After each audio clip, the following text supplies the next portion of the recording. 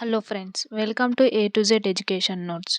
ప్రపంచవ్యాప్తంగా జరుగుతున్న తాజా వార్తలు మరియు సంఘటనలు మన రోజువారీ జీవితాలకు సంబంధించి, ముఖ్యంగా పోటీ పరీక్షలకు సిద్ధమవుతున్న విద్యార్థులకు కరెంట్ అఫైర్స్ అనేది చాలా ఇంపార్టెంట్. జనవరి 1 యొక్క ముఖ్యమైన కరెంట్ అఫైర్స్ ఈ వీడియోలో చూద్దాం.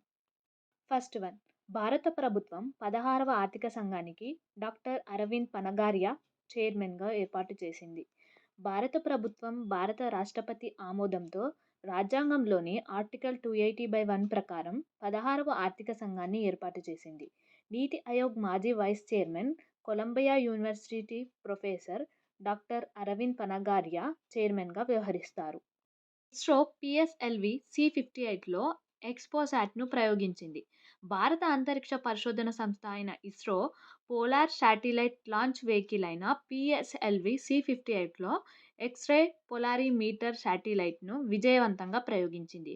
ఈ మిషన్ ఖగోళ మూలాల నుండి కాస్మిక్ ఎక్స్ కిరణాల ధ్రువణాన్ని అధ్యయనం చేయడానికి భారతదేశం యొక్క మొట్టమొదటి అంకితమైన శాస్త్రీయ ప్రయత్నాన్ని సూచిస్తుంది. Third one, Australia batter David Warner వన్డేలకు రిటైర్మెంట్ ప్రకటించాడు.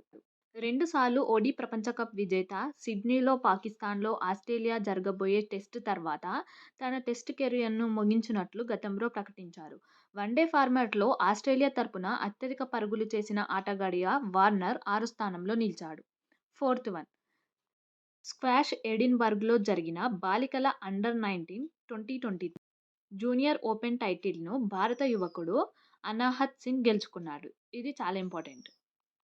నెక్స్ట్ వన్, భారతదేశం మరియు యుఏఈ మధ్య జాయింట్ మిలిటరీ ఎక్సర్సైజ్ డెస్టర్ సైక్లోన్ 2024 రాజస్థాన్లో జరగనుంది.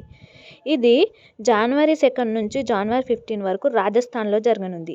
ఎక్కడ జరిగింది అని ఎగ్జామ్లో అడిగే ఛాన్స్ ఉంది, సో చూసుకోండి. బిహెచ్ఈఎల్లో ఎల్ఐసి వాటాను 9.617% తగ్గించింది. ఈ పర్సెంటేజ్, ఈ సర్వేస్ అనేటివి చాలా ఇంపార్టెంట్, చూసుకోండి. నెక్స్ట్ వన్, తెలంగాణ అడ్వకేట్ జనరల్గా సీనియర్ న్యాయవాది అయిన సుదర్శన్ రెడ్డిని ఎంపిక చేశారు. ఇది మన తెలంగాణకు సంబంధించిన కరెంట్ అఫైర్ కాబట్టి ఎగ్జామ్లో అడిగే ఛాన్స్ ఉంటుంది, so be careful. Thank you for watching. ఇలాంటి మరిన్ని వీడియోస్ కోసం నా ఛానల్ని సబ్స్క్రైబ్ చేసుకోండి.